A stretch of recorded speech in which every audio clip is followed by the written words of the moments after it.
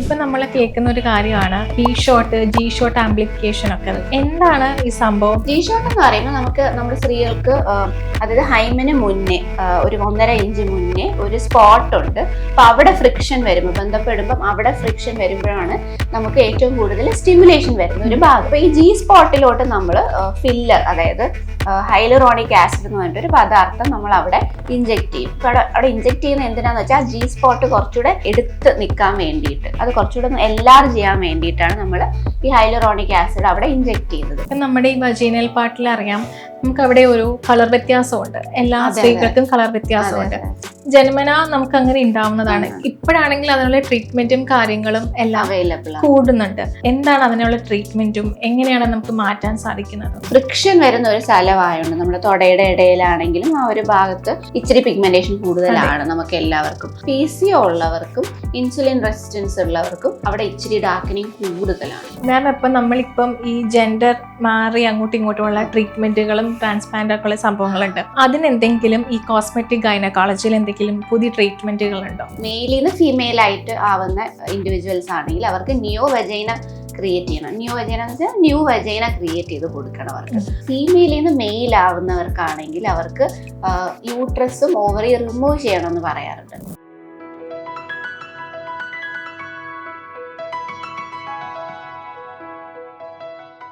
Doctor ഡയറിയിൽ ഇന്ന് എന്നോടൊപ്പം ഉള്ളത് കോസ്മെറ്റിക് ഗൈനക്കോളജിസ്റ്റ് ഡോക്ടർ മിന്നു ദേവനേഷനാണ്.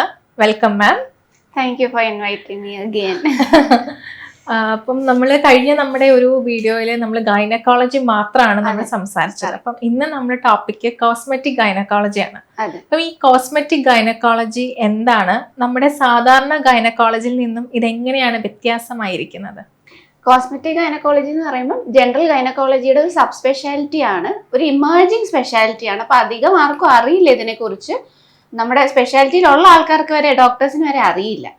അപ്പം നമ്മൾ ഉദ്ദേശിക്കുന്നത് ഒന്നുമില്ല, സിമ്പിൾ ആയിട്ട് പറയുകയാണെങ്കിൽ സ്ത്രീകളുടെ ജനനേന്ദ്രിയ അല്ലെങ്കിൽ ഒരു ഗുഹ്യ ഭാഗത്തെ അപ്പിയറൻസ് അല്ലെങ്കിൽ രൂപം അതൊന്ന് ചെറിയ രീതിയിൽ മാറ്റം വരുത്തുവാണെങ്കിൽ പേഷ്യൻസിൽ അതിലൂടെ കോൺഫിഡൻസ്, അതായത് ബോഡി ഇമേജ് ഇഷ്യൂസ് ഉള്ളവർക്കൊക്കെ നമുക്ക് കുറച്ചുകൂടെ ഒരു കോൺഫിഡൻസ് കൊടുക്കാൻ പറ്റും. സോ അതാണ് നമ്മൾ മെയിൻലി ഉദ്ദേശിക്കുന്നത് കോസ്മെറ്റിക് ഗൈനക്കോളജിയിലൂടെ. ഇനി ജനറൽ ഗൈനക്കോളജി എന്ന് പറയുമ്പോൾ രോഗനിർണയം, പിന്നെ അതിന്റെ ട്രീറ്റ്മെന്റ്, പിന്നെ അതിന്റെ പ്രിവെൻഷൻ, ക്യാൻസർ സ്ക്രീനിങ്, നമ്മുടെ പ്രസവ ശുശ്രൂഷ, അതൊക്കെ എല്ലാവർക്കും അറിയാവുന്നത് തന്നെയാണ്. അപ്പൊ അതൊരു മെഡിക്കൽ പ്രോട്ടോകോൾസ് ഉണ്ട് അതിൻ്റെതായ. അപ്പൊ അതിൻ്റെതായ ഒരു സെറ്റ് സ്റ്റാൻഡേർഡ്സ് ഉണ്ട്. കോസ്മെറ്റിക് ഗൈനക്കോളജി എന്ന് പറയുമ്പോഴത്തേക്ക് അതിപ്പം വന്ന് തുടങ്ങുന്ന ഒരു സ്പെഷ്യാലിറ്റി ആയതുകൊണ്ട് അത്രയും തന്നെ അതിന് സപ്പോർട്ടീവ് സ്റ്റഡീസ് അധികം ഇല്ല, എവിഡൻസ് ഇല്ല. അപ്പോൾ എവിഡൻസ് ബേസ്ഡ് മെഡിസിൻ വരുന്നതേ ഉള്ളൂ. അതായത് ലോങ് ടേം സ്റ്റഡീസ് ഒക്കെ ഇപ്പം നടന്നുകൊണ്ടിരിക്കുന്നതേ ഉള്ളൂ. അപ്പം അതിൻ്റെ ഒരു സൈഡ് എഫക്ട്സ്, കോംപ്ലിക്കേഷൻ എത്രത്തോളം എഫക്റ്റീവ് ആണ് എന്നുള്ളത് കറക്റ്റായിട്ട് ഒരു ACOG അല്ലെങ്കിൽ RCOGയുടെ ഗൈഡ് ലൈൻസ് വന്നിട്ടില്ല. ഈ സാധാരണ എല്ലാവർക്കും ഒരു സംശയം എന്ന് പറയുന്നത് കോസ്മെറ്റിക് ഗൈനക്കോളജി എന്ന് പറയുന്നത് സൗന്ദര്യം കൂട്ടാൻ വേണ്ടിയിട്ടുള്ളതാണ് നമ്മുടെ ആ ഒരു ഭാഗത്തത്. അതിനെന്തെങ്കിലും ഒരു ഹെൽത്ത് ബെനിഫിറ്റ്സ് സ്ത്രീകൾക്ക് ഉണ്ടാകും? അങ്ങനെ കോസ്മെറ്റിക് ആ ടേം അങ്ങനെ യൂസ് ചെയ്യുന്നോണ്ടാണ്. കാരണം കോസ്മെറ്റിക് എന്ന് വെച്ചാൽ കോസ്മോസ്, അതായത് ഒരു സിങ്ക്രൺ, എന്താ പറയാ, ഒരു ഹാർമണി, അതാണ് അവർ ഉദ്ദേശിക്കുന്നത്. അപ്പം കോസ്മെറ്റോളജി എന്ന് പറയുമ്പോഴത്തേക്കും നമ്മുടെ ഫിസിക്കൽ അപ്പിയറൻസിന് കുറച്ചുകൂടെ ബൂസ്റ്റ് ചെയ്യുന്ന ട്രീറ്റ്മെന്റ്സിനാണ് കോസ്മെറ്റോളജിയിൽ ഇൻക്ലൂഡ് ചെയ്യുന്നത്.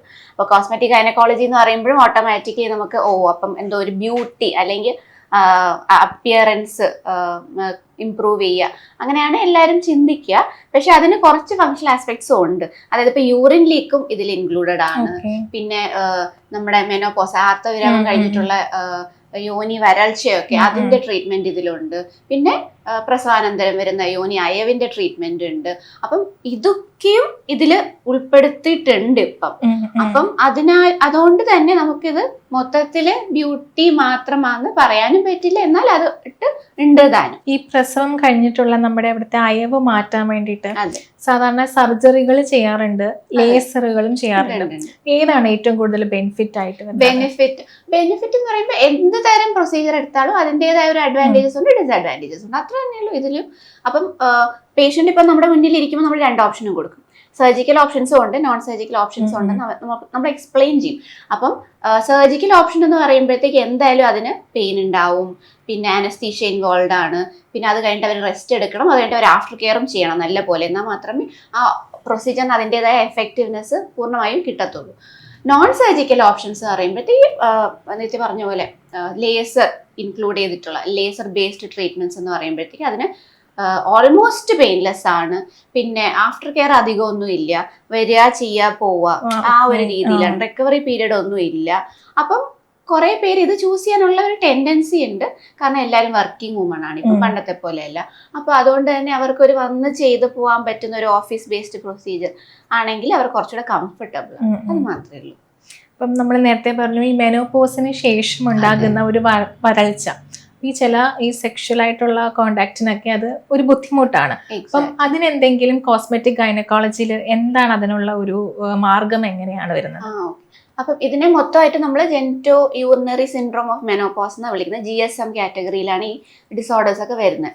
അപ്പം ഒട്ടുമിക്ക സ്ത്രീകൾക്കും, ഒട്ടുമിക്ക എന്ന് പറയാൻ പറ്റില്ല, എല്ലാവർക്കും ഹോർമോൺ ഈസ്ട്രജനും പ്രൊജസ്ട്രോണും ഫുള്ളി ഔട്ടാവും, അതായത് ആർത്തവിരാമം ആകുമ്പോഴത്തേക്ക്. അപ്പം അത്ര ഡിക്ലൈൻ പെട്ടെന്ന് വരുന്നതുകൊണ്ട് ഈസ്ട്രജൻ ആണ് ഇത്രയും നാളും ആ pH ഒക്കെ മെയിൻറ്റെയിൻ, അതായത് വജൈനയുടെ അവിടെയുള്ള pH ബാലൻസ് ചെയ്തുകൊണ്ടിരുന്നത്. പിന്നെ ഡിസ്ചാർജ് ഒക്കെ ചെറിയ രീതിയിലുള്ള ഡിസ്ചാർജ് എല്ലാവർക്കും ഉണ്ടല്ലോ. അപ്പോൾ ഒരു നനവ് എപ്പോഴും അവിടെ മെയിൻറ്റെയിൻ ചെയ്തുകൊണ്ടിരുന്നത് ഈസ്ട്രജൻ പ്രൊജസ്ട്രോണുമാണ്. അപ്പോൾ ഇത് ഫുള്ളി പോകുമ്പോഴത്തേക്ക് ഓട്ടോമാറ്റിക്കലി അവിടെ ഡ്രൈ ആവും. ഡ്രൈ ആവുമ്പോൾ ഉള്ള പ്രശ്നം എന്ന് വെച്ചാൽ ഇപ്പം ബന്ധപ്പെടുവാണേലും ഇല്ലേലും എന്ത് തന്നെയായാലും ഒരു ഇറിറ്റേഷൻ വരും. ആ ഇറിറ്റേഷൻ വരുമ്പം അവിടുത്തെ ആ ഒരു ലെയർ, ഫസ്റ്റ് ലെയർ എപ്പിത്തീലിയം വന്നിട്ട് പെട്ടെന്ന് അങ്ങോട്ട് ഇറോഷൻ സംഭവിക്കും. ഇറോഷൻ സംഭവിക്കുമ്പോഴത്തേക്ക് എപ്പോഴും ഒരു ചൊറിച്ചിലുണ്ടാവും. പിന്നെ ചൊറിച്ചിൽ നമ്മൾ ട്രീറ്റ് ചെയ്യാതെ വെക്കുവാണെങ്കിൽ പിന്നെ അത് ഇൻഫെക്ഷൻ ആവും. അപ്പം മൊത്തത്തിലൊരു ഡിസ്കംഫർട്ട് ആണ്. അപ്പം നമുക്ക് ചെയ്യാൻ പറ്റുന്ന എന്താണെന്ന് വെച്ചാൽ അവിടുത്തെ ഡ്രൈനെസ് മാറ്റി കൊടുക്കാം. ഡ്രൈനെസ് മാറ്റണമെങ്കിൽ നമുക്ക് മെഡിക്കൽ ട്രീറ്റ്മെൻറ്റ്, അത് കൺസർവേറ്റീവ്ലി നമുക്ക് പോവാം. അതായത് ചുമ്മാ കുറച്ചൊരു ഓയിൻമെൻറ്റ്, ജെല്ലി, അങ്ങനത്തെ ബേസ്ഡ് ട്രീറ്റ്മെൻറ്റ്സും ഉണ്ട്. നമുക്ക് ഈസ്ട്രജൻ ജെല്ലീസ് കൊടുക്കാം, സപ്പോസ്ട്രീസി കൊടുക്കാം. അപ്പം ഇതും ചെയ്യാം, ഹോം ബേസ്ഡ് ആയിട്ടുള്ള. പിന്നെ ഇൻക്ലിനിക് ആയിട്ടുള്ള ട്രീറ്റ്മെന്റ്സ് നമുക്ക് ചെയ്യാം. അതായത് PRP ഒക്കെ, തലമുടിയിൽ നമ്മൾ PRP ചെയ്യാറില്ലേ, ആ സെയിം ട്രീറ്റ്മെന്റ് നമുക്ക് വജൈനയിലും ചെയ്യാൻ പറ്റും. പക്ഷെ പല പല സെഷൻസ് വേണം. പക്ഷെ അതിലൂടെ ഡ്രൈനസ് നല്ലപോലെ ഇമ്പ്രൂവ് ആവാറുണ്ട് എല്ലാവർക്കും. എന്താണ് ഈ ലേസർ റീജുവനേഷൻ എന്ന് പറയുമ്പോൾ ഈ പ്രായമാകുന്ന സ്ത്രീകൾക്കും ഒരു സൈഡ് എഫക്റ്റും ഇല്ലാതെ ഇത് ചെയ്യാൻ പറ്റുന്ന ഒരു കാര്യമാണോ? കറക്റ്റ് ആണ്. അപ്പം ലേസർ എന്ന് പറയുമ്പോഴത്തേക്ക് തെർമലാണ്, അതായത് ഹീറ്റ് എനർജിയാണ് നമ്മൾ ഉപയോഗിക്കുന്നത്. അത് നമ്മുടെ ബോഡിയിലെ എല്ലാ എന്താ പറയാ പല ഭാഗത്തും ചെയ്തുകൊണ്ടിരിക്കുന്ന ഒരു ട്രീറ്റ്മെന്റ് തന്നെയാണ്. ഫേസിൽ ചെയ്യും, പിന്നെ ഈ റോഡ് ട്രാഫിക് ആക്സിഡന്റ് ഒക്കെ വന്നിട്ടുള്ള സ്കാറൊക്കെ ഇംപ്രൂവ് ചെയ്യാറുണ്ട് ലേസർ. അപ്പം ഇത് പണ്ട് തൊട്ടേ ബോഡിയിൽ ചെയ്യാറുള്ളത് തന്നെ, ഇപ്പൊ അത് വജൈനയിലും കൂടെ ചെയ്യുന്നുണ്ട്. എന്തിനാന്ന് വെച്ചാൽ മെയിൻലി ഇപ്പൊ യോനി അയവാണെങ്കിലും യോനി വരൾച്ച ആണെങ്കിലും തന്നെ ഇതിൽ മെയിൻലി പ്രശ്നം അവിടെ വരുന്നത് പ്രോട്ടീൻ ഡെഫിഷ്യൻസിയാണ്. അപ്പം നമ്മുടെ ഇന്ത്യൻ ഡയറ്റിൽ അധികം പ്രോട്ടീൻ ഇല്ല. അപ്പം പിന്നെ പ്രസവാനന്തരം എല്ലാവർക്കും ഈ ന്യൂട്രീഷ്യസ് ഫുഡൊക്കെ എടുക്കാനുള്ള സമയമൊന്നും ആർക്കും ഇല്ല. അപ്പം ആ വരുന്ന പ്രോട്ടീൻ ഡെഫിഷ്യൻസിയിൽ ഈ കൊളാജനാണ് നമ്മുടെ ഒരു സ്ട്രക്ചറൽ ഫ്രെയിം വർക്ക് തരുന്ന പ്രോട്ടീൻ കൊളാജനാണ്. അപ്പോൾ കൊളാജൻ എല്ലാം അങ്ങ് ബ്രേക്ക് ഡൗൺ ആയിപ്പോവും. അപ്പം ഇപ്പോൾ തൂണായിട്ട് ഇങ്ങനെ ഇമാജിൻ ചെയ്താൽ മതി. തിരിച്ച് അതിനെ ഒന്ന് ബാലൻസ് ചെയ്ത് അല്ലെങ്കിൽ ആ ഫ്രെയിം വർക്ക് തിരിച്ചാക്കണമെങ്കിൽ നമ്മൾ കൊളാജൻ കഴിച്ചിട്ട് കാര്യമില്ല. കൊളാജൻ പൗഡർ ഒക്കെ ഉണ്ട്, അത് കഴിച്ചാൽ ശരിയാവില്ല. അപ്പം അത് നമ്മൾ ബോഡി ആയിട്ട് തന്നെ കൊളാജൻ ഉണ്ടാക്കണം. ബോഡി ആയിട്ട് കൊളാജൻ ഉണ്ടാക്കണമെങ്കിൽ നമ്മൾ ആ ഒരു പെർട്ടിക്കുലർ ഭാഗത്ത്, ഇപ്പം ഫേസ് ആണെങ്കിലും തന്നെ, ഇപ്പം യോനിനെ കുറിച്ച് പറയുകയാണെങ്കിൽ യോനി ആണെങ്കിൽ തന്നെ വജൈനൽ മ്യൂക്കോസയിൽ നമ്മൾ ഒരു ഹീറ്റ് എനർജി നമ്മൾ അപ്ലൈ ചെയ്യുവാണ്. ഹീറ്റ് എനർജി നമ്മൾ കൺട്രോൾഡ് ആയിട്ട് അപ്ലൈ ചെയ്യുവാണ്. കാരണം നമുക്ക് അറിയാം നമുക്ക് ഡെപ്ത് എത്രയാണ്, എത്രത്തോളം ഡെൻസിറ്റി അല്ലെങ്കിൽ എത്രത്തോളം പെർസെൻറ്റേജ് സ്ഥലത്താണ് നമ്മൾ ഹീറ്റ് എനർജി ഫോക്കസ് ചെയ്യുന്നത് നമുക്കറിയാം.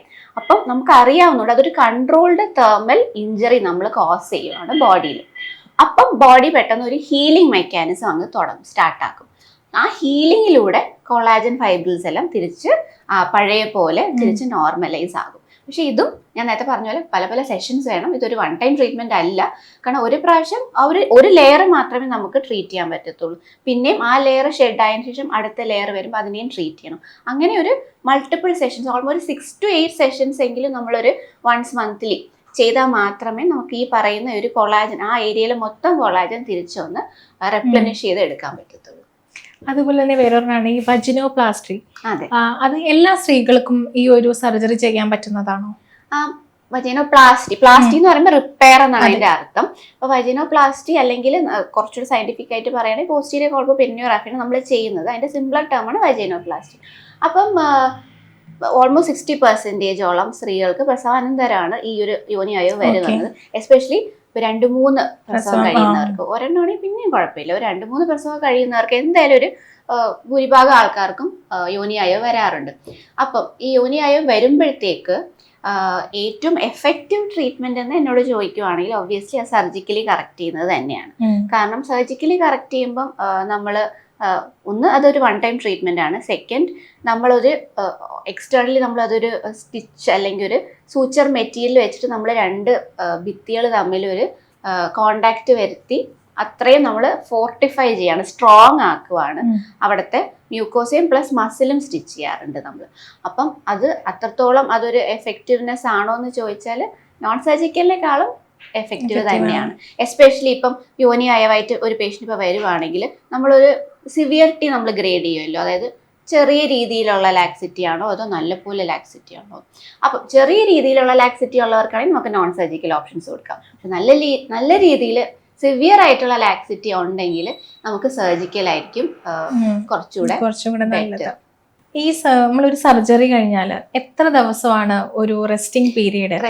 അതുപോലെ തന്നെ നമുക്ക് ഇപ്പൊ ഈ ചില നോൺ സർജറീസ് ഉണ്ട്, അപ്പം അതിനപ്പം റെസ്റ്റ് തീരെ ആവശ്യമില്ലെന്നാണോ പറയുന്നത്? ഓണസ്റ്റ് ആയിട്ട് പറയുകയാണെങ്കിൽ റെസ്റ്റിംഗ് പീരീഡ് നല്ലപോലെ ഉണ്ട് സർജിക്കൽ മെത്തേഡ് ആണെങ്കിൽ. കാരണം നമ്മളിപ്പോൾ സ്റ്റിച്ച് ഡിസോൾവ് ചെയ്യാൻ ഒരു 1.5 മാസം തൊട്ട് 3 മാസത്തോളം സമയം വേണം. അപ്പൊ സ്റ്റിച്ച് ഡിസോൾവ് ആവുന്നവരെ നമ്മൾ മാക്സിമം ആഫ്റ്റർ കെയർ വേണം. അതായത് കാലൊക്കെ നല്ലപോലെ എന്താ പറയുക ഒന്നിച്ചിരുത്തണം, അതായത് തീരെ അകറ്റാൻ പാടില്ല, അങ്ങനത്തെ എക്സസൈസും ചെയ്യാനും പാടില്ല. ലോവർ ബോഡിയിൽ സ്ക്വാട്ടിങ് അങ്ങനത്തെ എക്സസൈസ് ഒന്നും ചെയ്യാൻ പാടില്ല. പിന്നെ ബന്ധപ്പെടാൻ പാടില്ല ഒബ്വിയസ്ലി. പിന്നെ അവിടെ അങ്ങനെ ചൂടുവെള്ളം വെച്ച് കഴുകുക അങ്ങനെയൊന്നുമില്ല, ഓട്ടോമാറ്റിക്കലി ഹീലാവുന്ന സ്ഥലം തന്നെയാണ്. എന്നാലും മാക്സിമം പേഴ്സണൽ ഹൈജീൻ മെയിൻറ്റെയിൻ ചെയ്ത് ഇൻഫെക്ഷൻ ഒന്നും വരാണ്ട് നോക്കണം. അപ്പം എത്രയൊക്കെ പറഞ്ഞാലും ഒരു ഓൾമോസ്റ്റ് 1 മന്തോളം റെസ്റ്റിംഗ് പീരീഡ് വേണം. ഈ റെസ്റ്റിംഗ് പീരീഡ് ഞാൻ ഉദ്ദേശിക്കുന്നത് ബെഡ് റെസ്റ്റ് ഒന്നും അല്ല, കുറച്ചൊരു കെയർ കൊടുക്കണം, അത്രേ ഉള്ളൂ. ഡെയിലി ആക്ടിവിറ്റീസ് ഒക്കെ ചെയ്യാം, ജോലിക്ക് പോവാം, അതെല്ലാം ചെയ്യാം. ഇനിഷ്യൽ ഡേയ്സ് ഒരു പെയിൻ ഉണ്ടാവും, അതിന് പെയിൻ കില്ലർ എടുക്കാം. പക്ഷെ എന്തെന്നാലും നമ്മൾ എപ്പോഴും ഒരു ലോങ് ഡിസ്റ്റൻസ് ഒന്നും ട്രാവൽ ഒന്നും പറ്റത്തില്ല, എപ്പോഴും ഒരു കെയർ വേണം. അപ്പൊ അതൊരു ഓൾമോസ്റ്റ് ഒരു 1.5 മന്ത്സോളം ഒരു കെയർ വേണം എന്നേ ഞാൻ പറയത്തുള്ളൂ. പക്ഷെ നോൺ സർജിക്കൽ ഓപ്ഷൻസ് ആണെങ്കിൽ അങ്ങനത്തെ ഒരു കെയർ വേണ്ട ആവശ്യമില്ല. കുറച്ച് പ്രോബയോട്ടിക്സ് പ്രിസ്ക്രൈബ് ചെയ്യാറുണ്ട് നമ്മൾ. കാരണം നമ്മളവിടെ ഞാൻ പറഞ്ഞ പോലെ ഒരു ഹീറ്റ് എനർജി അവിടെ അപ്ലൈ ചെയ്യുന്നതുകൊണ്ട് അവിടെ ഒരു ഇഞ്ചറി കോസ് ചെയ്യില്ല. അപ്പൊ അവിടെ ഒരു മുറിവ് വരുന്നതുകൊണ്ട് ആ എപ്പിത്തീലിയം തിരിച്ച് റെപ്ലനിഷ് ആവണമെങ്കിൽ നമ്മൾ കുറച്ചൊരു മെഡിസിൻസ് എഴുതി കൊടുക്കാറുണ്ട്. പക്ഷെ അത് അല്ലാതെ ഒരു പെയിനോ അല്ലെങ്കിൽ തിരിച്ച് വീട്ടിലെത്തുമ്പോഴത്തേക്കും നമ്മൾ എന്തോ അവിടെ ചെയ്തു എന്നൊക്കെ ഒരു തോന്നലോ അങ്ങനെ ഒന്നും ഉണ്ടാവില്ല. ഇപ്പൊ റെസ്റ്റ് ഇല്ല നോൺ സർജിക്കൽ മെത്തേഡ്സിന്. ഇപ്പൊ നമ്മൾ കേൾക്കുന്ന ഒരു കാര്യമാണ് ഈ P shot G shot amplification ഒക്കെ. എന്താണ് ഈ സംഭവം? അതുപോലെ തന്നെ ഇതൊക്കെ ചെയ്യുന്നത് കുറച്ച് സുരക്ഷിതമായിട്ടുള്ള കാര്യങ്ങളാണോ? ഒന്നുമില്ല, 3 ജസ്റ്റ് ഇപ്പം പറയുവാണെങ്കിൽ സ്ത്രീകളിൽ ചെയ്യുന്നത് ഓ ഷോട്ടും ജി ഷോട്ടും. അപ്പൊ അതിൽ ഓ ഷോട്ട് എന്ന് പറയുമ്പോൾ നമ്മുടെ ക്ലൈറ്റോറസ് എന്ന് പറഞ്ഞിട്ടൊരു ഭാഗമുണ്ട്. അവിടെയാണ് നമ്മുടെ എന്താ പറയാ സെക്ഷുവൽ സ്റ്റിമുലേഷൻ വരുന്ന സ്ഥലം, അറൗസൽ വരുന്ന ഒരു സ്ഥലമാണ്. അപ്പം അവിടത്തേക്ക് നമ്മൾ പേഷ്യന്റിന് തന്നെ ബ്ലഡ് എടുത്തിട്ട് സെൻട്രിഫിക്കേഷൻ ചെയ്തിട്ട് പ്ലാസ്മ അതിൽ നിന്ന് എടുക്കും. പ്ലാസ്മയിൽ കുറേ ഗ്രോത്ത് ഫാക്ടേഴ്സ് ഉണ്ട്. അപ്പൊ അത് നമ്മൾ ഈ ക്ലൈറ്റോറസ് ഭാഗത്തോട്ട് ഇഞ്ചെക്ട് ചെയ്യും. അപ്പം ഇത് വന്നിട്ട് എന്തിനാന്ന് വെച്ചാൽ അവിടത്തേക്കുള്ള ഒരു ബ്ലഡ് സർക്കുലേഷൻ കൂട്ടാനും അവിടുത്തെ എന്താ പറയുക പഴയ സെൽസ് ഒക്കെ കുറച്ചുകൂടെ ഒന്ന് റെജുവിനേറ്റ് ചെയ്ത് എടുക്കാനും വേണ്ടിയിട്ടാണ്. അപ്പൊ അതിലൂടെ നമുക്ക് കുറച്ചുകൂടെ സെക്ഷൽ എൻഹാൻസ്മെന്റ് കിട്ടും. സേഫ് ആണോ എന്ന് ചോദിച്ചാൽ ഓബിയസ്ലി സേഫ് ആണ്. കാരണം നമ്മുടെ പേഷ്യന്റ് ബ്ലഡിൽ നിന്ന് തന്നെ നമ്മൾ എടുക്കുന്നത്, വേറെ ഒന്നുമല്ല നമ്മൾ എടുക്കുന്നത്. അപ്പൊ സേഫ് ആണ്. അടുത്തത് ജി ഷോട്ടാണ്. ജി ഷോട്ട് എന്ന് പറയുമ്പോൾ നമുക്ക് നമ്മുടെ സ്ത്രീകൾക്ക് അതായത് ഹൈമന് മുന്നേ ഒരു 1.5 ഇഞ്ച് മുന്നേ ഒരു സ്പോട്ട് ഉണ്ട്. അപ്പൊ അവിടെ ഫ്രിക്ഷൻ വരുമ്പോൾ ബന്ധപ്പെടുമ്പം അവിടെ ഫ്രിക്ഷൻ വരുമ്പോഴാണ് നമുക്ക് ഏറ്റവും കൂടുതൽ സ്റ്റിമുലേഷൻ വരുന്ന ഒരു ഭാഗം. അപ്പൊ ഈ ജി സ്പോട്ടിലോട്ട് നമ്മൾ ഫില്ലർ, അതായത് ഹൈലറോണിക് ആസിഡ് എന്ന് പറഞ്ഞിട്ടൊരു പദാർത്ഥം നമ്മൾ അവിടെ ഇഞ്ചെക്ട് ചെയ്യും. അപ്പൊ അവിടെ ഇഞ്ചെക്ട് ചെയ്യുന്ന എന്തിനാന്ന് വെച്ചാൽ ജി സ്പോട്ട് കുറച്ചുകൂടെ എന്താ പറയുക കുറച്ചുകൂടെ ഇങ്ങനെ എടുത്ത് നിൽക്കാൻ വേണ്ടിയിട്ട്, അത് കുറച്ചുകൂടെ എൻലാർജ് ചെയ്യാൻ വേണ്ടിയിട്ടാണ് നമ്മൾ ഈ ഹൈലറോണിക് ആസിഡ് അവിടെ ഇഞ്ചെക്ട് ചെയ്യുന്നത്. അഗെയിൻ സ്റ്റെറൈൽ കണ്ടീഷനിലാണ് നമ്മൾ ചെയ്യുന്നത്. ഹൈലറോണിക്കിന്റെ പാക്കേജിങ് സ്റ്റെറൈലായിട്ടാണ് അത് വരുന്നത്. പിന്നെ നമ്മൾ അത് ആ ഒരു സ്പോട്ടിലോട്ട് ഒരു ഇത്ര മില്ലി ആണ് നമ്മൾ ഇഞ്ചെക്ട് ചെയ്യുന്നത്. അതുകൊണ്ട് തന്നെ ഇതും സേഫ് ആയിട്ടുള്ള പ്രൊസീജിയറാണ്, കുറേ പേർക്ക് ചെയ്യാറുള്ളതാണ്. അങ്ങനെ സൈഡ് എഫക്റ്റോ അങ്ങനെ കോംപ്ലിക്കേഷനോ ഇതുവരെ ആർക്കും വന്നിട്ടില്ല. തിയറിറ്റിക്കലി കുറച്ച് കോംപ്ലിക്കേഷൻസ് ഒക്കെ മെൻഷൻ ചെയ്യാറുണ്ടെങ്കിൽ തന്നെ അത് ഭയങ്കര റെയറാണ്. ഈ 2 പ്രൊസീജിയേഴ്സും എക്സ്ട്രീംലി സേഫാണ്. നമ്മൾ ഇത്രയും ഈ സർജറികൾ ചെയ്യുമ്പോൾ, കാരണം നമ്മുടെ വജീനൽ ഭാഗത്ത് അറിയാം സെൻസിറ്റീവ് ആണ് അവിടുത്തെ ഞരമ്പുകളെല്ലാം. അപ്പം ഇത്രയും ഹീറ്റും ഇത്രയും സർജറികൾ ചെയ്യുമ്പം എന്തെങ്കിലും ബാധിക്കുമോ, നമുക്ക് പിന്നീട് എന്തെങ്കിലും പ്രശ്നങ്ങൾ വരാറുണ്ടോ? നെർവ് എന്ന് പറയുമ്പോഴത്തേക്ക് നമ്മൾ എന്ത് രീതിയിലുള്ള നെർവ് കട്ടായി പോയാലും അതിനൊരു 6 to 8 വീക്സ് കൊടുത്ത് ആ നെർവ് എൻഡിങ്സ് ഒക്കെ തിരിച്ച് വന്നോളും. അപ്പം ഇപ്പം ലേബിയോപ്ലാസ്റ്റി ആണെങ്കിലും വജീനോപ്ലാസ്റ്റി ആണെങ്കിലും ഒബ്വിയസ്ലി നമ്മളവിടെ സർജറി ചെയ്യുമ്പോഴത്തേക്കും ഞരമ്പൊക്കെ കട്ടാവും. പക്ഷെ നമ്മൾ അതിനൊരു ടൈം കൊടുത്താൽ, ഒരു 6 to 8 വീക്സ് സമയം കൊടുത്താൽ ഈ പറയുന്ന ആ ഭാഗത്തെ നെർവ് എൻഡിങ്സ് ഒക്കെ തിരിച്ചും അത് പൂർണ്ണമായിട്ടും അത് തിരിച്ച് നോർമലൈസ് ആയിട്ട് എന്താ പറയുക സെൻസേഷൻ എല്ലാം പേഷ്യന്റിന് കിട്ടുക തന്നെ ചെയ്യും. അപ്പം അങ്ങനെ ഒരു പേടി വേണ്ട. ഇപ്പം നമ്മളിപ്പം പറഞ്ഞ ഈ സർജറികളെല്ലാം ഈ വിവാഹം കഴിഞ്ഞവർക്ക് ഇല്ലെങ്കിൽ ഈ പ്രഗ്നന്റ് ആയി ഡെലിവറി കഴിഞ്ഞവർക്കുള്ളതാണ്. ഈ ജന്മന ഇങ്ങനെ എന്തെങ്കിലുമൊക്കെ പ്രശ്നമുള്ളവർക്കും ഇത് ചെയ്യാൻ സാധിക്കുന്നതാണോ? ജന്മന അങ്ങനെ പ്രശ്നം വരാൻ ഇപ്പം നമുക്കൊരു മ്യൂട്ടിലേഷൻ എന്ന് പറയും. ഇപ്പം അവിടെ ഒരു സർജറി ചെയ്യുവാണെങ്കിൽ അപ്പം അതിന് കുറച്ചൊരു ലോ ബൈൻഡിങ് ഫാക്ടർ ഉണ്ട്. അപ്പം നമ്മൾ കുറച്ചുകൂടെ പ്രിഫർ ചെയ്യുന്നത് പ്രസവാനന്തരമുള്ള ആൾക്കാർക്ക് തന്നെയാണ്. ഇപ്പം നമ്മുടെ ഈ വജീനൽ പാർട്ടിൽ അറിയാം നമുക്ക് അവിടെ ഒരു കളർ വ്യത്യാസമുണ്ട്, എല്ലാ സ്ത്രീകൾക്കും കളർ വ്യത്യാസമുണ്ട്. ജന്മന നമുക്ക് അങ്ങനെ ഉണ്ടാവുന്നതാണ്. ഇപ്പോഴാണെങ്കിൽ അതിനുള്ള ട്രീറ്റ്മെന്റും കാര്യങ്ങളും എല്ലാം കൂടുന്നുണ്ട്. അപ്പം അതിനെ നമുക്ക് വേറെ ഏതെങ്കിലും രീതിയിൽ എന്താണ് അതിനുള്ള ട്രീറ്റ്മെന്റും എങ്ങനെയാണ് നമുക്ക് മാറ്റാൻ സാധിക്കുന്നത്? എല്ലാവർക്കും ഈ പറഞ്ഞ പോലെ ഒരു സൗത്ത് ഏഷ്യൻ അല്ലെങ്കിൽ ഒരു സൗത്ത് ഇന്ത്യൻ പോപ്പുലേഷനിൽ ഫ്രിക്ഷൻ വരുന്ന ഒരു സ്ഥലമായുണ്ട്. നമ്മുടെ തൊടയുടെ ഇടയിലാണെങ്കിലും ആ ഒരു ഭാഗത്ത് എപ്പോഴും ഫ്രിക്ഷൻ വരുന്ന ഒരു സ്ഥലമായതുകൊണ്ട് ഇച്ചിരി പിഗ്മെന്റേഷൻ കൂടുതലാണ് നമുക്ക് എല്ലാവർക്കും. അപ്പം നമുക്ക് ചെയ്യാൻ പറ്റുന്ന ട്രീറ്റ്മെന്റ്സ് എന്ന് വെച്ചാൽ കെമിക്കൽ പീൽ ചെയ്യാം. അതായത് ഇന്റിമേറ്റ് ഏരിയയ്ക്ക് വേണ്ടി ഫോക്കസ് ചെയ്തിട്ടുള്ള കെമിക്കൽ പീലാണ്. നമ്മൾ മുഖത്തൊക്കെ ഇടുന്ന കെമിക്കൽ പീൽ ആവാൻ പാടില്ല. പ്രൈവറ്റ് ഏരിയയിൽ ഇടാൻ വേണ്ടിയിട്ടുള്ള സെൻസിറ്റീവ് ഏരിയാസിന് വേണ്ടിയിട്ടുള്ള കെമിക്കൽ പീൽ ഉപയോഗിക്കാം. ചില ആൾക്കാർ പിഗ്മെന്റേഷൻ മാറാനുള്ള ലേസേഴ്സും അവിടെ ഉപയോഗിക്കാറുണ്ട്. പക്ഷെ ചെറിയ ട്രീറ്റ്മെന്റ് ഡെൻസിറ്റിയിലേ ഉപയോഗിക്കാൻ പാടും, കാരണം സെൻസിറ്റീവ് ഏരിയ ആയതുകൊണ്ട്. ഇനി അതെന്തുകൊണ്ടാണ് വരുന്നതെന്ന് വെച്ചാൽ, ഒന്ന് എത്നിസിറ്റി, നമ്മൾക്ക് ഈ നമ്മുടെ പോപ്പുലേഷൻ ഓട്ടോമാറ്റിക്കലി അവിടെ ഈ ഒരു പ്രശ്നമുണ്ട്.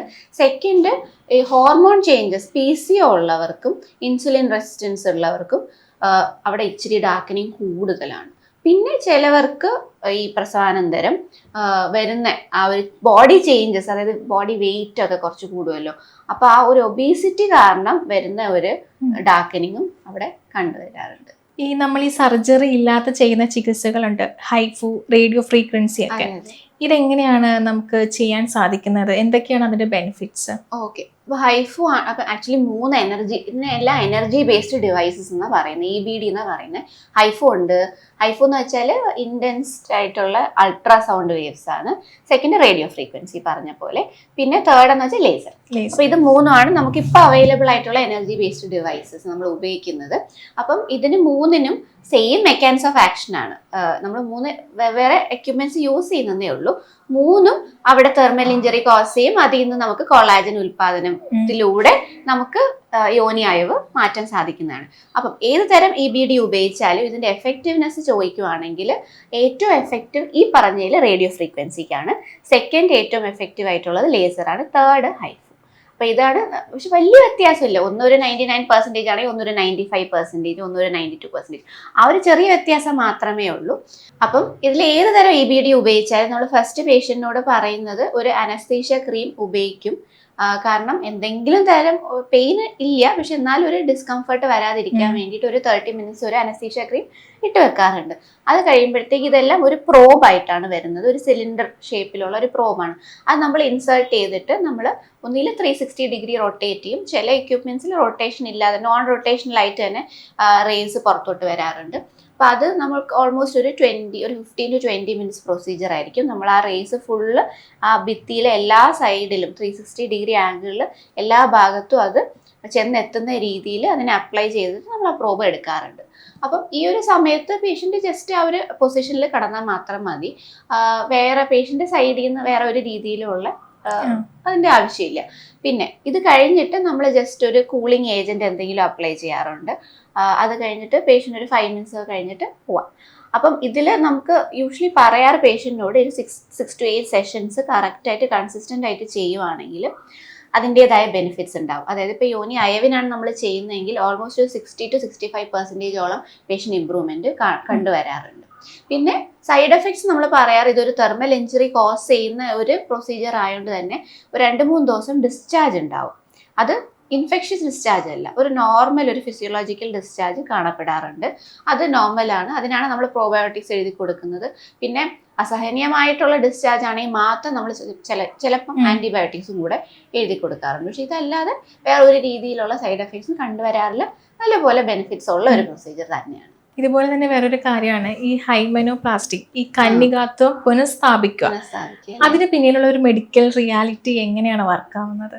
ഒന്നില് പേഷ്യന്റ് ഒരു റിക്വയർമെന്റ് ആണ് നമ്മൾ കണ്ടുവരുന്നത്.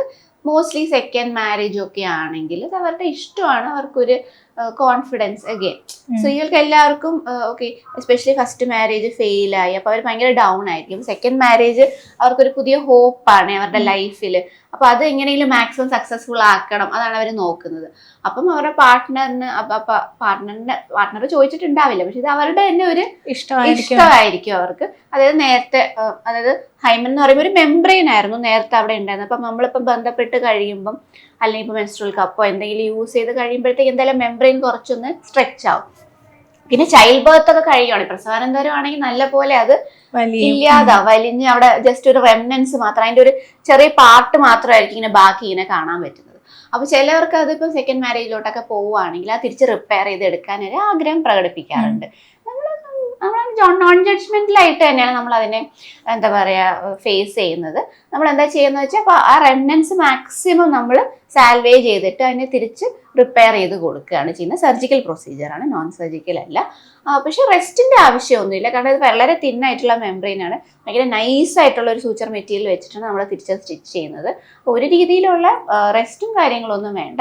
പക്ഷെ ഇത് ചെയ്യുന്നതിനെ നമ്മളൊരു വേറെ കണ്ണിലൂടെ കാണേണ്ട ആവശ്യമൊന്നുമില്ല. ഇത് ആ സ്ത്രീയുടെ ഒരു ഇഷ്ടം, അത് നമ്മളൊന്ന് എന്താ പറയാ ഫുൾഫിൽ ചെയ്ത് കൊടുക്കുന്നത് മാത്രമാണ്.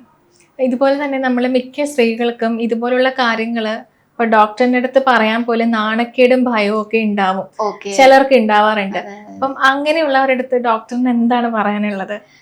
ഇത് നമ്മൾ ഈ ഫേസ് ചെയ്യുന്ന ഇപ്പൊ യൂറിൻ ലീക്ക് ആണെങ്കിലും യോനി അയവാണെങ്കിലും യോനി വരൾച്ച ആണെങ്കിലും ഈ പറഞ്ഞ പ്രൈവറ്റ് ഏരിയയിലെ ഡാർക്കനിങ് ആണെങ്കിലും എല്ലാവരും 90% ആൾക്കാർക്ക് ഉള്ളത് തന്നെയാണ്.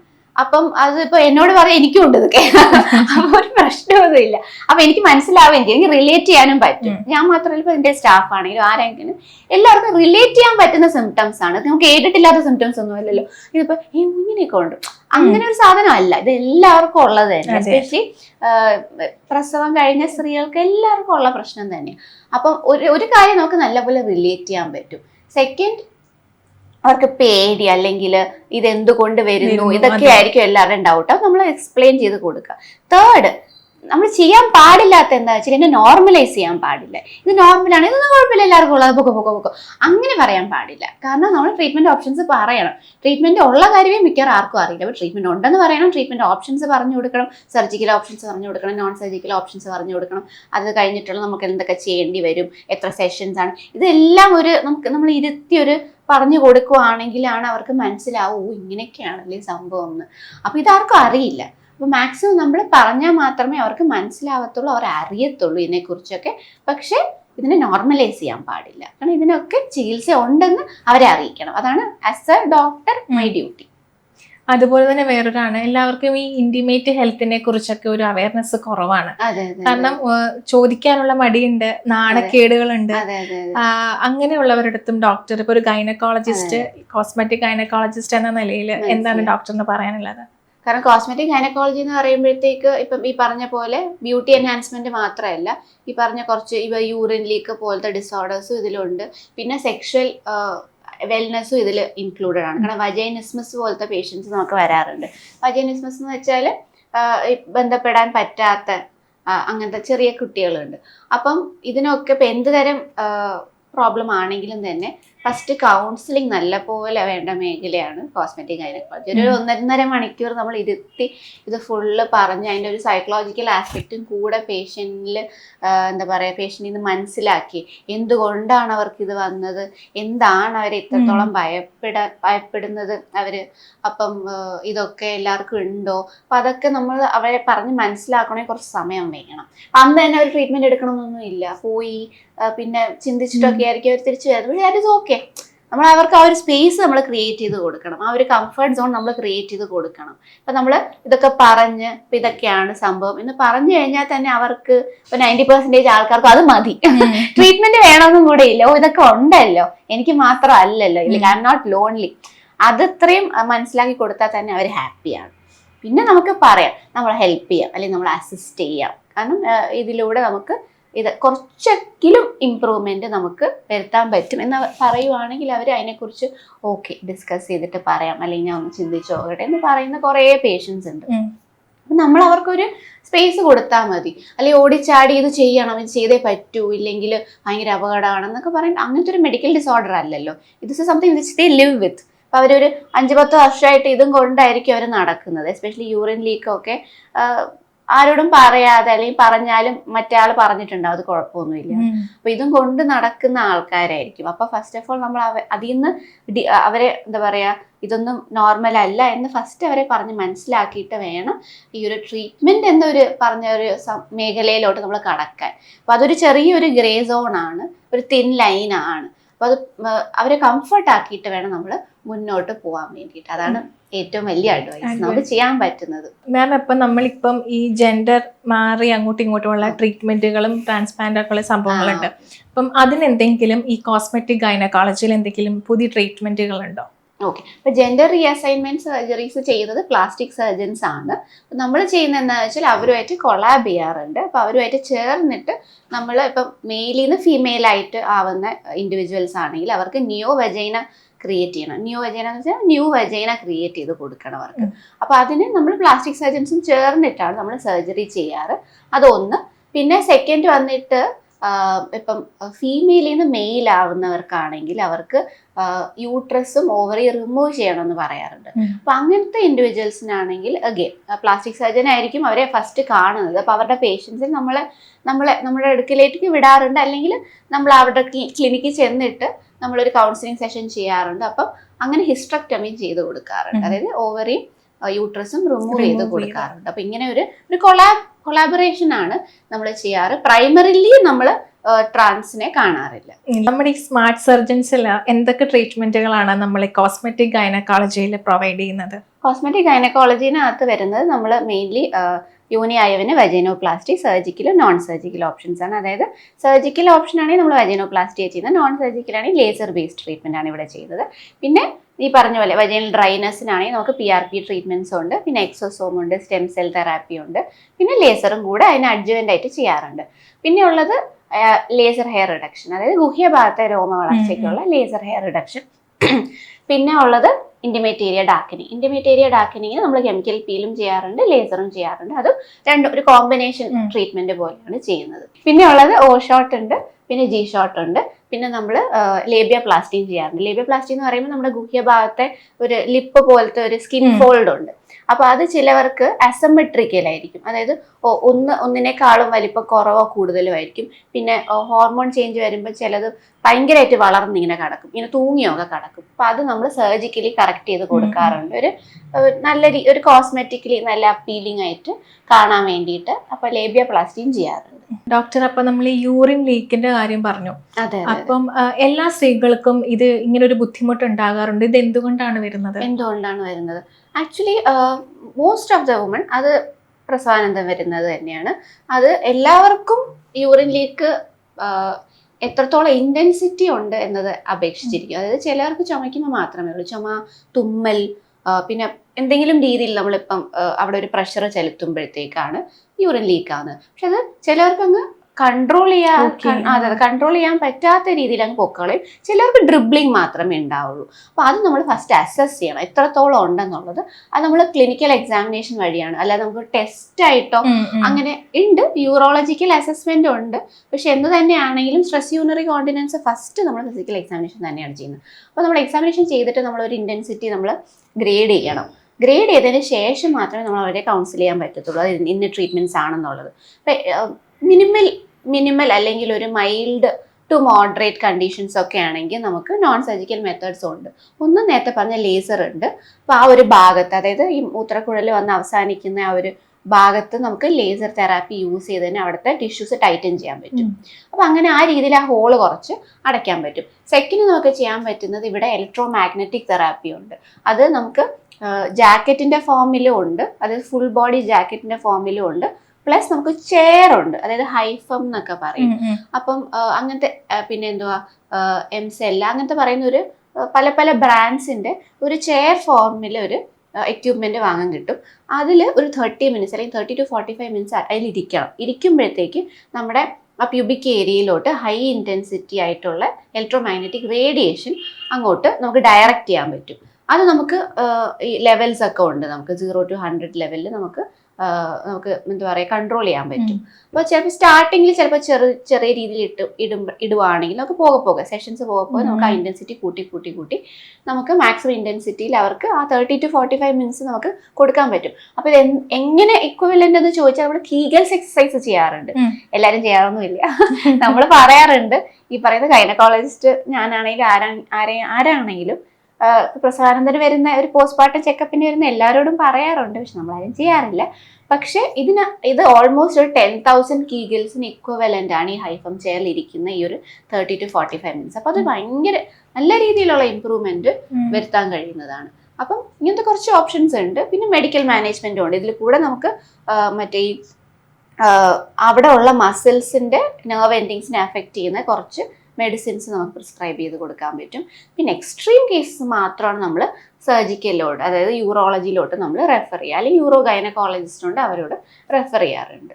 നമ്മളിപ്പോൾ അതുപോലെ തന്നെ ഈ വജീനൽ ഭാഗത്തൊക്കെ ക്ലീൻ ചെയ്യാനായിട്ട് ചിലർ നമ്മുടെ നോർമൽ സോപ്പുകൾ ഉപയോഗിക്കാറുണ്ട്. അതിൽ നിന്നും നമുക്ക് ആ സ്കിന്നിനുള്ള കളർ ചേഞ്ച് വരാറുണ്ട്.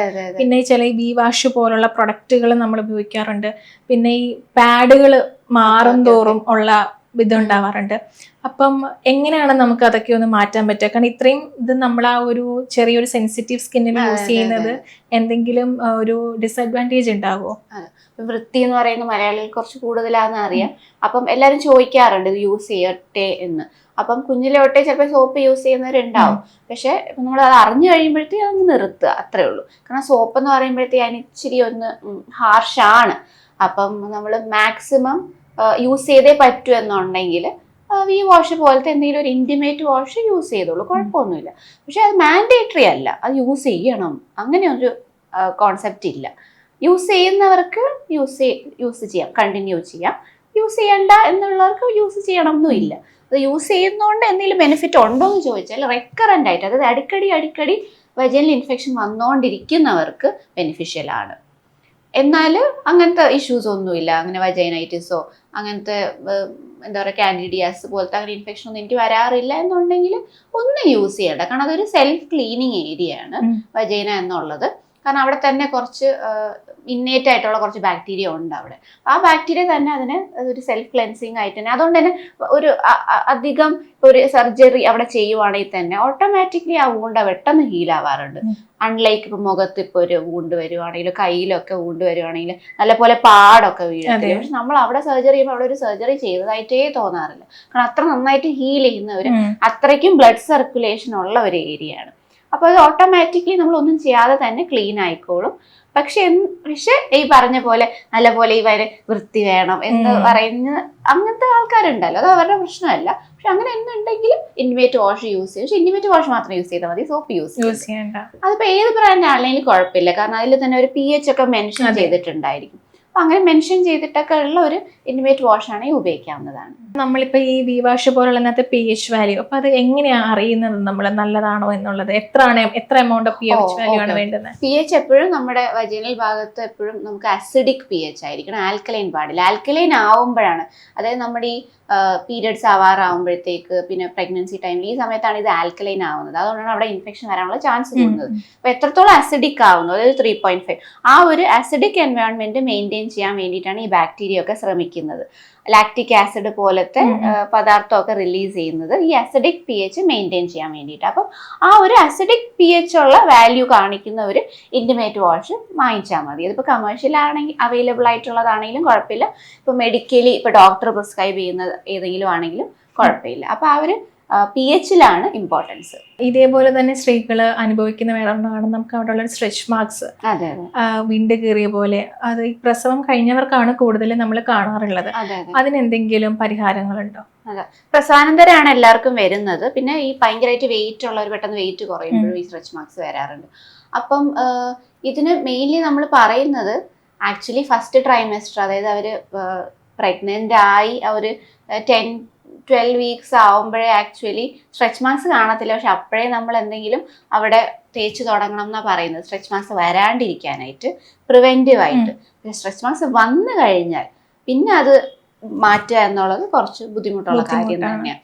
എസ്പെഷ്യലി പ്രസവം കഴിയുമ്പോഴത്തേക്ക് അത് തൊടഭാഗത്തും ഫുള്ള് ചിലവർക്ക് ഇങ്ങനെ വയറ് മൊത്തം കാണാറുണ്ട് സ്ട്രെച്ച് മാർക്സ്. അപ്പോൾ അത് സമയം കൂടുന്തോറും അത് ട്രീറ്റ് ചെയ്യാനുള്ള ബുദ്ധിമുട്ട് കൂടിക്കൊണ്ടിരിക്കും. അപ്പം ഏറ്റവും നേരത്തെ ചെയ്യുന്നു അതാണ് നല്ലത്. ആക്ച്വലി നമുക്ക് ഉള്ള ട്രീറ്റ്മെൻറ്റ്സ് എന്ന് വെച്ചാൽ ഒന്ന് ഹോം ബേസ്ഡും പിന്നെ ഇൻ ക്ലിനിക്കും. ഹോം ബേസ്ഡ് നമ്മൾ റെറ്റിനോൾ ആണ് പറയുന്നത്, കാരണം റെറ്റിനോൾ മാത്രമേ സെൽ ടേൺ ഓവർ വരുത്തിയിട്ട് അവിടെ പുതിയ സ്കിൻ അവിടെ പ്രൊഡ്യൂസ് ചെയ്യാനുള്ള കഴിവുള്ളൂ. ഇൻ ക്ലിനിക്ക് നമ്മൾ പറയുന്നത് ലേസറാണ് ഏറ്റവും ഗോൾഡ് സ്റ്റാൻഡേർഡ് എന്ന് പറയുന്നത് ലേസറാണ്. അതും പല പല സെഷൻസ് വേണ്ടി വരുന്ന കാരണം അത് ഓരോ സെഷൻ കഴിയുമ്പോൾ ആ സ്ട്രെച്ച് മാർക്സിൻ്റെ വിഡ്ത്ത് കുറഞ്ഞു വരും. അതപ്പോൾ അത് മാക്സിമം ഓൾമോസ്റ്റ് ഒരു ലൈൻ ആവുന്ന വരെ നമ്മളത് ലേസർ ചെയ്തുകൊണ്ടിരിക്കണം. പിന്നെ മൊത്തത്തിൽ പഴയ പോലെ സ്കിൻ ആവുമോ എന്ന് ചോദിച്ചാൽ ചാൻസ് കുറവാണ്. തിരിച്ചൊരു ബേബി സ്കിൻ പോലെ ഒന്നും ആവത്തില്ല. എന്നാലും മാക്സിമം ഫേഡ് ഔട്ട് ചെയ്യാൻ നമുക്ക് പറ്റും. ആ സ്ട്രെച്ച് മാർക്സ് മാക്സിമം കാണുമ്പോഴുള്ള നമുക്കൊരു അൺഈസിനെസ് ഉണ്ടല്ലോ, അത് മാക്സിമം കുറയ്ക്കാൻ പറ്റും. കാരണം അത്രത്തോളം അത് ഫെയ്ഡ് ആവാറുണ്ട്. സെക്കൻഡ്, നമുക്ക് ഈ ലേസറിന്റെ കൂടെ ചെയ്യാൻ പറ്റുന്ന എന്തൊക്കെയാന്ന് വെച്ചാൽ നമുക്ക് MNRF എന്ന് പറഞ്ഞ തെറാപ്പി ഉണ്ട്, അതായത് micro needling plus radio frequency machine ഉണ്ട്. അപ്പോൾ അത് നമുക്ക് ചെയ്യാം, അതൊന്ന്. സെക്കൻഡ്, നമുക്ക് ആ ഒരു ഭാഗത്തോട്ട് നമുക്ക് സ്റ്റെം സെൽസ് അല്ലെങ്കിൽ PRP ഇഞ്ചെക്ട് ചെയ്യാൻ പറ്റുന്നതാണ്. അപ്പോൾ ഇതൊന്ന് ലേസറിന്റെ കൂടെ അഡീഷണൽ ആയിട്ട് ഒരു കോമ്പിനേഷൻ പോലെ ചെയ്യാൻ പറ്റുന്നതാണ്. അപ്പോൾ ഇതിലൂടെ നമുക്ക് മാക്സിമം ഫീഡ് ആക്കാൻ പറ്റും. മൊത്തമായിട്ട് സ്കിന്ന് പഴയ പോലെ ആവോ എന്ന് ചോദിച്ചാൽ ഇല്ല. ഇതുപോലെ തന്നെ സ്ത്രീകൾ ഏറ്റവും കൂടുതൽ ബുദ്ധിമുട്ടുന്ന ഒരു കാര്യമാണ് നമ്മുടെ വജീനൽ ഓർഡർ. കാരണം അവിടെ സ്വാഭാവികമായിട്ടും എല്ലാ സ്ത്രീകൾക്കും ഉണ്ടാവുന്നതാണ്, പക്ഷെ ചിലർക്ക് അതൊരു ബുദ്ധിമുട്ടാണ്. അതിനെന്തെങ്കിലും നമുക്ക് മാറ്റാൻ പറ്റുന്ന ട്രീറ്റ്മെന്റുകളോ മെഡിസിൻസോ അങ്ങനെ എന്തെങ്കിലും ഉണ്ടോ? അപ്പൊ ഒന്ന്, നമുക്ക് ബോറിക് ആസിഡിന്റെ സപ്പോസിറ്ററീസ് ലഭ്യമാണ്. അത് മെഡിക്കൽ സ്റ്റോറിലും ലഭ്യമാണ്, നമുക്ക് ഓൺലൈനിലായിട്ട് തന്നെ നമുക്ക് അവൈലബിൾ ആയിട്ടുണ്ട്. അപ്പൊ അത് വൺസ് വീക്ക്ലി വെക്കുവാണെങ്കിൽ ഈ വജൈനൽ ഓർഡർ നല്ലപോലെ മാറാറുണ്ട്. അതായത് ബോറിക് ആസിഡ് എന്തുകൊണ്ടെന്ന് വെച്ചാൽ അതാണെങ്കിൽ അതിന്റെ pH അധികം ചേഞ്ച് ആക്കത്തില്ല. ഇപ്പൊ നമ്മൾ ബീറ്റാഡിൻ പോലത്തെ ആന്റിസെപ്റ്റിക് പോലത്തെ സപ്പോസിറ്ററീസ് നമ്മൾ വെക്കുവാണെങ്കിൽ നല്ലപോലെ pH ചേഞ്ച് ആവും. അപ്പം അതിനേക്കാളും ബെറ്റർ ബോറിക് ആസിഡ് അടങ്ങിയ സപ്പോസിറ്ററീസ് കിട്ടാറുണ്ട്. അതിന്റെ കൂടെ അപ്ലിക്കേറ്ററും വരാറുണ്ട്. അപ്പൊ നമുക്ക് തന്നെ ചെയ്യാൻ പറ്റാവുന്നതാണ്. പക്ഷെ ചിലർക്ക് അത് പേടിയാണ്, അങ്ങനെ ഉള്ളിലോട്ട് അങ്ങനെ ഒരു ടാബ്ലറ്റ് അല്ലെങ്കിൽ ഒരു ക്യാപ്സ്യൂൾ പോലത്തെ ഒരു സാധനം വെക്കുന്നത് പേടിയുള്ള ആൾക്കാരുണ്ട്. അപ്പൊ അങ്ങനെ ഉണ്ടെങ്കിൽ ഡോക്ടറിന്റെ അടുത്ത് വന്നാൽ ഡോക്ടർ അല്ലെങ്കിൽ സ്റ്റാഫ് ആരാന്ന് വെച്ചാൽ ചെയ്ത് കൊടുക്കാറുണ്ട്. അപ്പൊ അത് വൺസ് വീക്ക്ലി ചെയ്യുവാണെങ്കിൽ ഒരു ഓൾമോസ്റ്റ് 6 വീക്സ് വെക്കുവാണെങ്കിൽ നല്ലപോലെ വജൈനൽ ഓർഡർ ചേഞ്ച് ആവാറുണ്ട്. പിന്നെ മാക്സിമം പ്രോബയോട്ടിക്സ് എടുക്കുക. പ്രോബയോട്ടിക് ടാബ്ലറ്റിന്റെ ഫോമിൽ എടുക്കാൻ പറ്റിയില്ലെങ്കിൽ നമുക്ക് കേർഡ്, ബട്ടർ മിൽക്ക് എന്ന രീതിയിൽ മാക്സിമം നമ്മൾ പ്രോബയോട്ടിക് നമ്മുടെ ഡയറ്റിൽ ഇൻക്ലൂഡ് ചെയ്യുവാണെങ്കിൽ അവിടുത്തെ വജൈനൽ ഓർഡർ നല്ലപോലെ ചേഞ്ച് ആവും. കാരണം ബേസിക്കലി നമ്മൾ പ്രോബയോട്ടിക് എടുക്കുന്നത് അവിടുത്തെ ബാക്ടീരിയ കൂട്ടാനാണ്. ആ ബാക്ടീരിയ കൂട്ടുമ്പോഴത്തേക്ക് ഞാൻ പറഞ്ഞ ലാക്റ്റിക് ആസിഡിന്റെ അംശം അവിടെ കൂടും. ആസിഡ് കൂടുമ്പോഴത്തേക്ക് അവിടുത്തെ ഓർഡർ മാറും. കാരണം അവിടെ ഓർഡർ വരുന്നതിന്റെ മെയിൻ പ്രശ്നം അവിടെ ആൽക്കലൈൻ ആവുന്നതുകൊണ്ടാണ്. ആ pH ആൽക്കലൈൻ ആവുമ്പോഴാണ് ഈ പറയുന്ന ഈ എല്ലാവർക്കും ഇല്ല, ചിലവർക്ക് ഈ നല്ലപോലെ സ്വെറ്റ് ചെയ്യുന്ന ആൾക്കാർക്ക്, ഈ നല്ലപോലെ ബോഡി ടെമ്പറേച്ചർ ഭയങ്കര ചൂടായിട്ടുള്ള ആൾക്കാർക്കാണ് അവിടെ ഓർഡർ കൂടുതലും വരുന്നത്. അപ്പൊ അങ്ങനെയുള്ളവർക്ക് ഇതൊക്കെ ട്രൈ ചെയ്യാൻ പറ്റുന്നതാണ്. ഇതുപോലെ തന്നെ വേറൊരെണ്ണമാണ് നമുക്ക് ഈ വാട്സ് വരുന്നത്, ഈ അരിമ്പാറ പോലുള്ള നമ്മുടെ ഇന്റിമേറ്റ് ഏരിയയിൽ വരുന്നത്. അത് ജന്മനാ വരുന്നതാണോ ഇല്ലെങ്കിൽ നമ്മൾ ഉപയോഗിക്കുന്നതോ കഴിക്കുന്നതോ ആയിട്ടുള്ള ഫുഡുകൾ കൊണ്ട് വരുന്നതാണോ? ഇത് സ്കിൻ ടു സ്കിൻ കോണ്ടാക്റ്റിലൂടെയാണ് ജെന്റിൽ വാട്ട് സ്പ്രെഡ് ആവുന്നത്. അത് എപ്പോഴാണ് കോണ്ടാക്ട് വന്നതെന്നൊക്കെ പറയാൻ പറ്റില്ല, കാരണം ഇത് പണ്ട് എപ്പോഴെങ്കിലും കിട്ടിയതായിരിക്കും. പക്ഷെ എന്തെന്നാലും ജെന്റിൽ വാട്ട് കോസ്മെറ്റിക്കലി ആണ്, കാരണം അത് പെയിൻഫുൾ ഒന്നും അല്ല. അത് എന്താ പറയാ, തൊടുമ്പോഴോ വേറെ ഒരു രീതിയിൽ ഇറിറ്റേഷൻ വരുന്ന സാധനമല്ല. പക്ഷെ അത് അവിടെ ഇരിക്കുമ്പോഴത്തേക്ക് എല്ലാവർക്കും ഒരു അൺഈസിനെസ് ആണ്.